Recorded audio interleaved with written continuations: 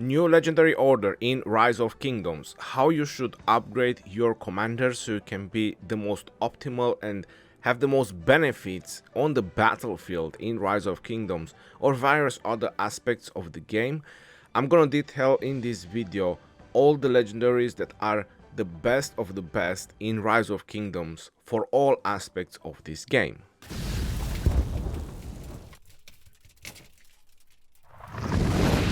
Hello everyone and welcome back to another Rise of Kingdom video. My name is Legend Ronnie and today we have the new legendary order. With all these commanders being introduced in Rise of Kingdoms, I want to review and redo one of my videos, like which should be the order of legendaries that you should upgrade in Rise of Kingdoms. Maybe you already have some of them, maybe you're just missing some of them, or maybe you just don't know what you should upgrade next because you have probably the most of them. So in this video I'm gonna go through the 7 of the best legendaries in Rise of Kingdoms, the most useful and the ones that gives you the highest benefits either on the battlefield or in various other events in Rise of Kingdoms. The first commander is unquestionable and undeniable. The best legendary in Rise of Kingdoms is YSG. YSG is used everywhere and literally everywhere. Depending on the KVK you are in, he can even be used in Garrison if you're in KVK 1, KVK 2, KVK 3, but later on he's not being used in Garrison as various other new commanders are being used. But field battle wise, Sunset Canyon, any kind of aspects of the game, he's the #1 legendary that you need to expertise in Rise of Kingdoms. Highly recommended and definitely need to work on him. No more words needed saying that so many videos where not just me, various other content creators are talking about him.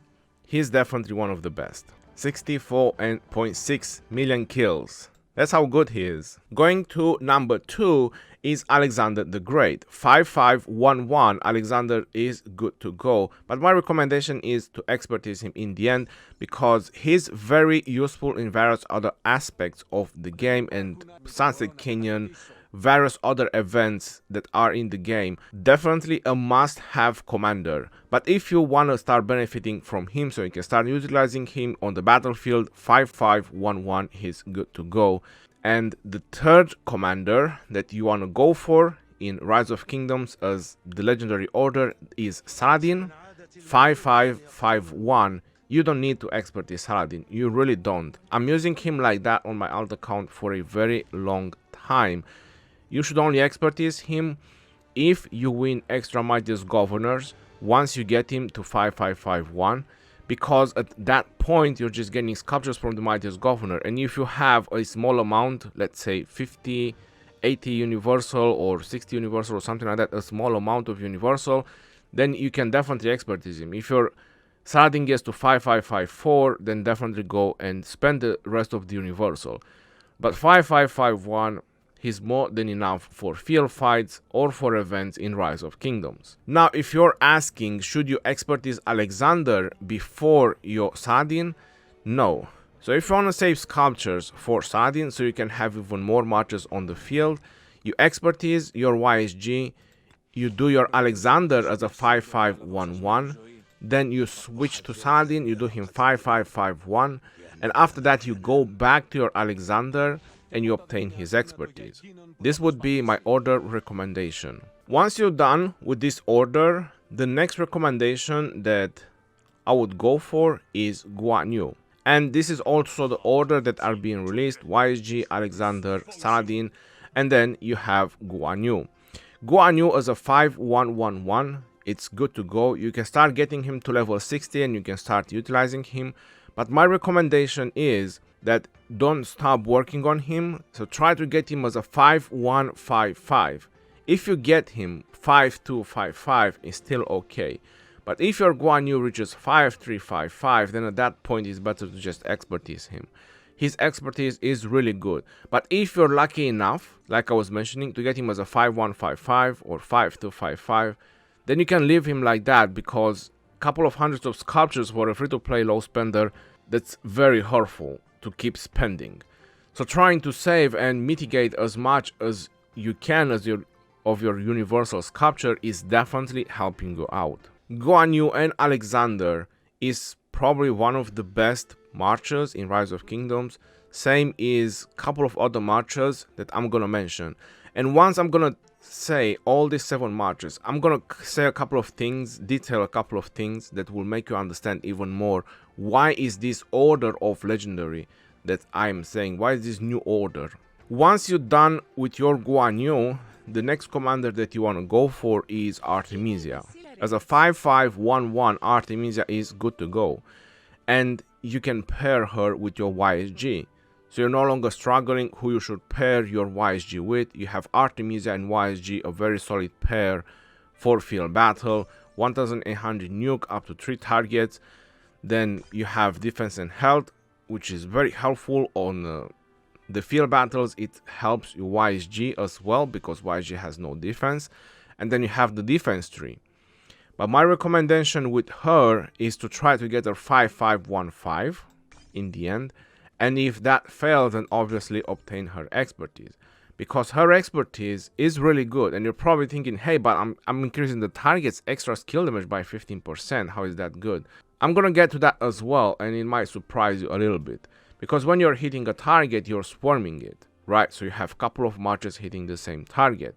So usually the extra 15% skill damage is not really so impactful. But there is another thing regarding this. You got William, which I would recommending to be the next order once you're done with your Artemisia. As a 5-5-1-1, William is good to go. My recommendation is 5-5-5-1. That's entirely up to you if you want to keep him 5-5 or 5-5-5-1. And now you also have a solid pair for your Saladin. So far you have 3 solid pair for field fights. You have Artemisia with YSG, you have Guanyu with Alexander, and you have Saladin with William. Couple more things regarding, because I was talking on Artemisia about her expertise. Attacked troops extra skill damage from buffs cannot take effect, and their march speed reduced by 30% for 3 seconds. So whenever William is using his hidden bloodline, it negates the extra skill damage from buffs. And that's exactly what Artemisia does with her expertise. It's just buffing a target with skill damage while doing some damage to the target. Now with this one, you just cancel it. So when you're swarming a target, it doesn't really matter that you're increasing the target skill damage. But as a sculpture wise, 5-5-1-5 is the best way to go with Artemisia. And as a 5-5-1-1, that would be the start. Now let's do a recap on these 6 commanders that I recommended so far. Which are the commanders that you really need to expertise? 1 is YSG, 2 is Alexander. So that's only 2 maxed legendaries. Every other legendary that I mentioned can go with a minimum investment, but if you're unlucky, then definitely you can go for expertise. All these commanders that I mentioned, they help your murder ball, they help you in Sunset Canyon, which by the way, regarding Sunset Canyon, a lot might say, hey, why are we even talking about Sunset Canyon? I mean, what do you really get from Sunset Canyon?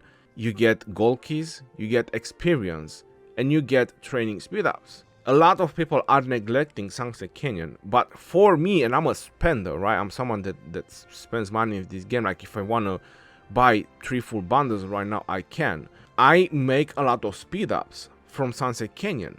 There's a lot of speed ups that are piling up daily just because I'm always being one of the top ranks in Sunset Canyon, and I'm always trying to figure out and I'm always trying to find setups that work the best in Sunset Canyon to try to get as high ranks as possible. And then it's the gold keys that are piling up. With gold keys you also get speed ups. So there's a lot of reasons why you should try to aim and try to also have a good Sunset Canyon setup. But that is just my thoughts about it. I know there's a lot of players that don't really fight so much for Sunset Canyon. And as a side note, since I was talking about Sunset Canyon, if you really want to progress in Sunset Canyon, you need Constantine. As a 5-5-1-1 Constantine, you definitely need him in Sunset Canyon. It's very hard to make things work without Constantine. You have all the other commanders, which again are super helpful in Sunset Canyon, but Constantine is also a key commander for that. So you're probably noticing that all the marches that I've said so far, they are very helpful on the murder ball, they are very helpful in various other aspects of the game, and they can give a lot of benefits on the battlefield. For example, Alexander, it helps buffing your other marches, or it helps buffing your ally marches in the murder ball. You're not playing a solo game. So if you're thinking that, hey, Attila and Takeda gives me a lot of trades, he does. A lot of good trades, he definitely does. So if I go on my Attila and I'll show you his skills, 63.5. So I definitely use Attila for a very long time. But Attila and Takeda is a very selfish march. Same way I consider using Guanyu and Leonidas. Because Leonidas does keep your Guanyu for a very long time, but Leonidas doesn't give you any benefits to any other marchers on the battlefield. He's just keeping your Guanyu alive, and he does a little bit of AoE. So you're getting good trades because you're very defensive and having a lot of all damage increase to this march. So even if people swarm you, you're still causing a lot of damage back. So I still consider it a little bit of a selfish march. Not as much as Attila Takeda, but still a little bit. So I'm not saying that Leonidas is a bad commander. It's just personally I think there is better utilities for other marches that you want to use in a murder ball. Because as trades are very important for you, it's also very important for your alliance and for your kingdom to win the murder ball. Because that is the decisive moment in KVK, winning the murder ball. So it's not how many Attilas you have in a murder ball, it's not that gonna decide the course of the battle. Is the number of the marches, one, because obviously helps, strength in numbers is not rocket science, but two is how much AoE you have in that murder ball. And AoE is commanders that do area of effect damage. So Guanyu does that. Alexander does AoE debuffing because he debuffs random targets. So either you're hitting that target or there is other allies that are hitting that target. You're just increasing the damage the target it takes. You have YSG that does the same. You have Artemisia that does the same. Saladin slows the target. Well, I have him expertise, but without the expertise, he does a little bit less. He still slows the target, protects your William, and your William does AoE and buff your allies as well with his 4 skill. So that's only good benefits from all these marches that I have said so far. And if you don't want to work on William, you can also do Saladin and Ethelfled. That's also a very solid march you can do in Rise of Kingdom, so you can include Ethelfled. But here comes the 7th commander that I haven't mentioned yet. So I said all these 6 commanders being the most beneficial. The 7th commander is Trajan. And it might sound very crazy for most of you, but since I'm using him in 2 Ark of Osiris and for about 3 weeks in Sunset Canyon, I find him to be a very exceptional commander. So I can tell you true facts that I have noticed about Trajan. Number 1, he's very tanky and very defensive. This is one problem or that you always need to solve when you make a march or a pair for your field battle. Mix of troops might not have been the best thing to go with until recently, since we got Trajan. So a lot of people were not in favor of doing mix of troops. So Trajan, for a lot of people, just because he needs to be used with mix of troops, was not on the favored list. But I can guarantee you that Trajan will surprise you of the things that he can do. The one thing that he doesn't do, it doesn't give you good trades. So probably that's something that you want to hear, some of you. So if you're looking like good trades like Attila and Takeda, like in 1 versus 1 fights, or when you're getting swarmed, Trajan doesn't give you that. Because you're just very defensive, you're not doing any damage back. Even though as a second in command to him, my recommendation is to put Ethelfled. That's a very good place where you can put your Ethelfled. Or you can go ahead and make Barca great again. It's definitely working even with Barca. So if you're doing a Saladin and Ethelfled, then you can do a Trajan and Barca. Or you could put your YSS, which I plan to do that with my alt account. Because I'm building YSS for Garrison on my alt account, so I can do Zenobian YSS, but for the field, I'm gonna build Trajan, so I can use YSS as well. Because you have 2000 nuke on the field, 30% defense, and using mix, you also have 20 attack, 20 defense, so that's a solid march to use for the field. Now let's talk about the benefits of Trajan, because I already said that you're not really getting good trades. So what are the benefits? First of all these marches that I have told you so far, just 3 marches if you're doing, the Guanyu, Alex, Artemisia, YSG, Saladin, and William. They are all highly nuking marchers, so Trajan buffs them with skill damage, because that's what you're doing, a lot of skill damage, for 3 seconds, and also gives them rage regeneration. Now this is an active skills, it can definitely stack with William, so you're gonna have a very good rage engine on the field when you're hitting multiple targets. Defense and health is exactly what you need on the field, so you can keep your march for as long as possible. 3, troops capacity and extra direct damage factor, and when you're using Mist of Troops, you're increasing the damage taken by the target by an extra 20%. So this also helping your nuking marchers or anyone else who is hitting that target. Now if you only have 2 marchers on the field, because probably 2 died, you're buffing your allies. So there's still nothing wrong with this. Now because Trajan is very defensive, that's another thing I have noticed, people don't go for him.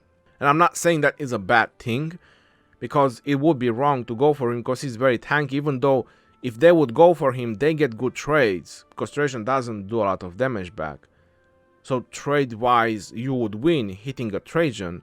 All your nuking marchers will gonna trim down his nuking marchers, and what he will have left after that, almost nothing.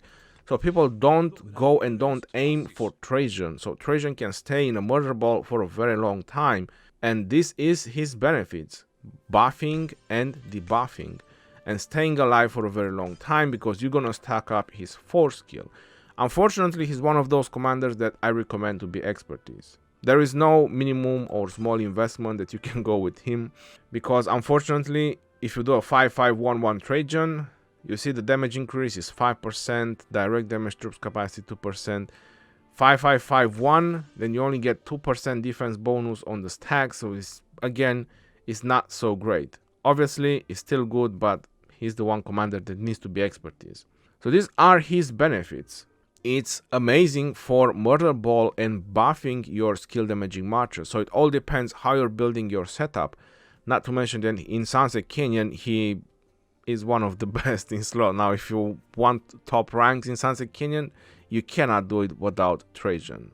That is the truth about Trajan. I know a lot of players prefer to go just infantry, and they prefer to go for Harald. They see so many reports on Harald and they like the fact that it has 20% probability and he just pop axes. I like him too, and for that reason I spent 50 universal sculpture to start leveling him up, and I said, hey, I'm gonna go for him as well. So I really like him. I mean, the animation and everything as a commander, but it's just not beneficial if you don't hit him. He's not hitting multiple targets, because with his primary skill, if he's surrounded, he can hit up to 3 targets, and then obviously his 4 skill will also hit. So it has a condition to use his AoE, so I don't find him so beneficial in murder balls. But if you bring him, then definitely can do some damage. Hopefully you're gonna stack his attack and he will do some great things. And usually people put him second to a Charles Martel, which Charles Martel boosts damage as well for 4 seconds. So all things can work if you have built a Harald, but still I would say that it's kind of a selfish march as well, because to benefit the most out of your Harald, it needs to be swarmed, so you can start popping the AoE, and if you expertise him, you also get counterattack damage, plus depending on how many surrounds you have. So I kind of find him a little bit of a selfish commander as well, or selfish march, because no other benefits in a murder ball. You're probably thinking about Richard. Well, if you really want for bar farming a 5-1-1 Richard, you can definitely go for him. But later on into the game, once you get to the Season of Conquest, I don't see much benefits for Richards on the battlefield, to be honest. So you want to bring as much AoE as possible. This is how the game is leaning into right now. AoE and having a lot of AoE damage, a lot of buffs, a lot of debuffs on the field, because that's what Alex does, right? He does a lot of debuffs and shields. Then you have Trajan, you have William, and all these commanders, they just have a lot of benefits on the field. This is the reason I wanted to do this video, just in case you need some advices on which commander to work on next. We don't have 8,000 sculptures like some other content creators do to throw on maxing legendaries left and right. So you need to be very smart on the investments that you're doing in Rise of Kingdoms. Until next time, this is your boy Legend Ronnie signing off. Peace out, yo, and take care. See you on the next one, and stay safe out there, my friends.